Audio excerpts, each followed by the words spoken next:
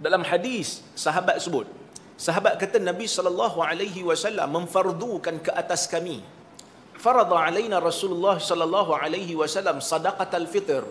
Nabi SAW memfardukan ke atas kami ini zakat fitrah, sa'an min tamar wa sa'an min bur wa sa'an min sya'ir, satu sa', satu gantang.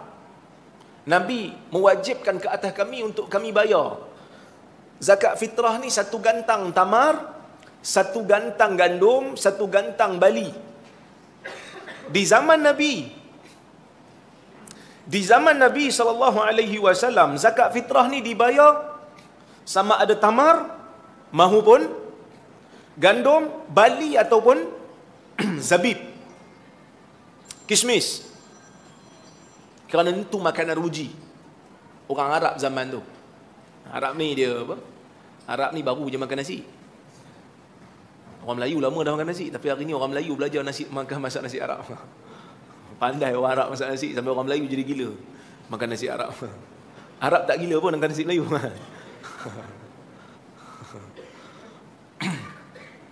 Baik. Jadi nak tunjuk di zaman Nabi ni biasanya zakat fitrah tu dibayar dengan makanan. Tapi hari ni saya ingat majoriti orang Islam dalam dunia ni tak bayar pakai makanan. Dia orang bayar pakai nilai, iaitu duit. Berapa nilai segantang makanan ruji? Macam kita berah lah. Berapa nilai segantang? Berah. Kan? Jadi kita bayar pakai nilai. Dalam hadis Nabi sebut, sahabat sebut, Nabi kata segantang makanan, bukan nilai. Jadi sebab itu majoriti ulama sebenarnya tak bagi. Majoriti ulama tak bagi bayar pakai nilai ni. Mazhab Abu Hanifah aja yang bagi ni. Tetapi ulama-ulama terkemudian daripada mazhab-mazhab yang berbeza-beza ni akhirnya akur bahawasanya yang dimaksudkan daripada pensyariatan zakat fitrah tu bukan semata-mata nak keluarkan makanan tu daripada harta kita, tetapi nak memberi makan dan kegembiraan kepada orang miskin yang tidak mempunyai harta supaya seronok di hari raya. Jadi hari ni kalau kita bagi makanan, mungkin makanan itu tidak melaksanakan tuntutan ataupun tidak melaksanakan matlamat mengembirakan orang miskin. Kerana orang miskin hari ni ada kalanya bukan miskin dari sudut makanan. Makanan dia banyak dah. Tapi miskin dari sudut nak beli kelengkapan raya. Kan? Nak beli apa? Nak beli baju mungkin. Ataupun nak beli lauk. Sebab kalau bagi beras saja lauk tak ada, macam mana? Ni nak makan rendang juga hari raya. Jadi bila bagi duit tu, terlaksanalah apa yang dimatlamatkan oleh syarak daripada ataupun di sebalik pensyariatan hukum tu. Tapi walau bagaimanapun ada negara yang masih kekal kata mesti bayar pakai tamar. Macam di Saudi kalau tak silap saya masih kekal. Tapi sebenarnya kalau kita tengok dia orang bayar, kalau katalah bayar pakai tamar pun orang miskin akan jual balik tamar tu untuk dapatkan duit. Kerana mereka lebih memerlukan duit. Kadang-kadang orang yang beli tamar dengan harga yang mahal, bagi pada orang miskin jual balik tamar tu, nak dapatkan duit, yang dijual tu lebih murah daripada yang dibeli. Lebih baik bagi duit je. Ini yang disebut oleh Syekh Al-Qaradawi ketika mana dia karang kitab Kaifa Nata'amal Ma'as Sunnah. Dia kata kalau bagi orang miskin tamar tu pun tamar dah banyak dah. Tamar dah banyak. Jadi dijual tamar tu dengan harga yang lebih murah daripada orang yang beli tadi. Lebih baik bagi duit je terus. Baik. Kemudian di antara faedah memahami hadis berdasarkan maqasid, ta'diyatul hukmil mansus alaihi ila al-maskuti anhu. Kita dapat ta'diyah. Macam mana nak terjemah dalam bahasa Melayu? Kita dapat mengembangkan makna hadis tersebut daripada apa yang disebut kepada yang tak disebut. Faham? Dengan memahami maqasid, kita dapat faham, oh yang disebut ni bukan sekadar ni, ada banyak lagi. Kan dalam Quran sebut wala taqul lahuma uffin, jangan sebut uff kepada mak ayah kan. Jadi disebut dekat situ uff.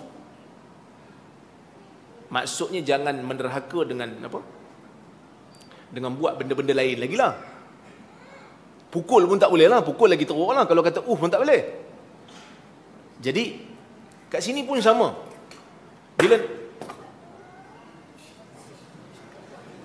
ini lain macam ni.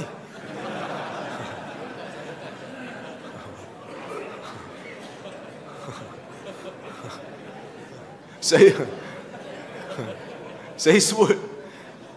sebut pasal menderhaka pada mak ayah, dia balik kat saya.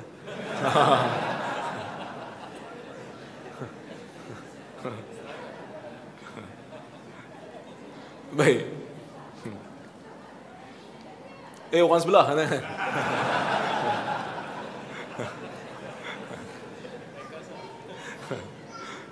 Balik, kalau nak balik pun balik yang kecil-kecil lah. Di balik botol kaca bocor kepala saya. Baik. Jadi kita faham dengan maqasid ni kita akan kembangkan makna hadis. Kerana hadis ni kita kena tahu, hadis ni terhad.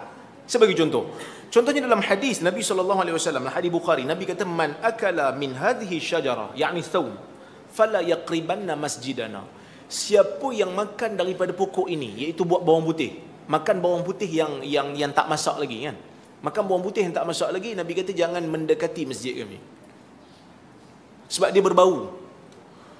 Bila kita faham, kenapa Nabi tak bagi orang makan bawang putih yang mentah ni untuk datang masjid? Sebab dia berbau. Maksudnya, jangan datang masjid dalam keadaan bau kamu menyakiti orang lain.